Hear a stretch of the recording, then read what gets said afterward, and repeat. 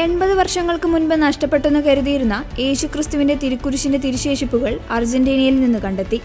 1944-ലുണ്ടായ അതിശക്തമായ ഭൂകമ്പത്തിൽ തകർന്നുപോയ San Juan കത്തീഡ്രലിൽ നിന്ന് നഷ്ടപ്പെട്ടതാണ് ഈ തിരുശേഷിപ്പെന്ന് സഭാ അധികൃതർ സ്ഥിരീകരിച്ചു.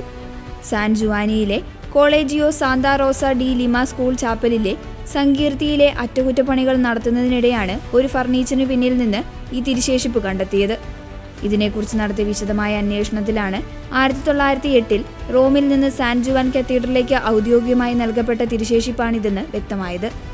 ക്രിസ്തീയ പാരമ്പര്യമനുസരിച്ച് AD 326-ൽ ഹെലൻ രാജ്ഞിയാണ് ജെറുസലേമിൽ നിന്ന് യേശുവിന്റെ തിരുക്കുരിശ് കണ്ടെത്തിയത്. ഇതിന്റെ ചെറിയ ഭാഗങ്ങൾ നൂറ്റാണ്ടുകളായി ലോകത്തിന്റെ വിവിധ ഭാഗങ്ങളിൽ സംരക്ഷിക്കപ്പെട്ടു വരുന്നു.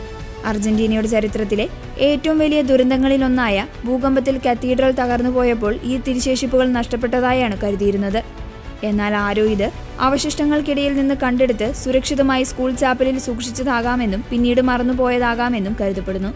നോമ്പുകാലത്ത് തന്നെ ഇത്തരമൊരു കണ്ടെത്തലുണ്ടായത് വലിയൊരു ദൈവിക അടയാളമായാണ് വിശ്വാസികൾ കാണുന്നത്. San Juan archbishop George ലാസോയുടെ നേതൃത്വത്തിൽ നടന്ന പ്രത്യേക കുർബാനയോടെ തിരുശേഷിപ്പുകൾ തിരികെ കത്തീഡ്രലിൽ പ്രതിഷ്ഠിച്ചു.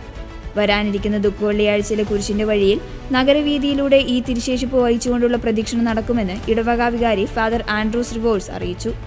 ഇതിനുശേഷം കത്തീഡ്രലിലെ പ്രത്യേക സ്ഥാനത്തെ വിശ്വാസികൾക്ക് വണങ്ങാനായി ഈ തിരുശേഷിപ്പ് പ്രതിഷ്ഠിക്കും.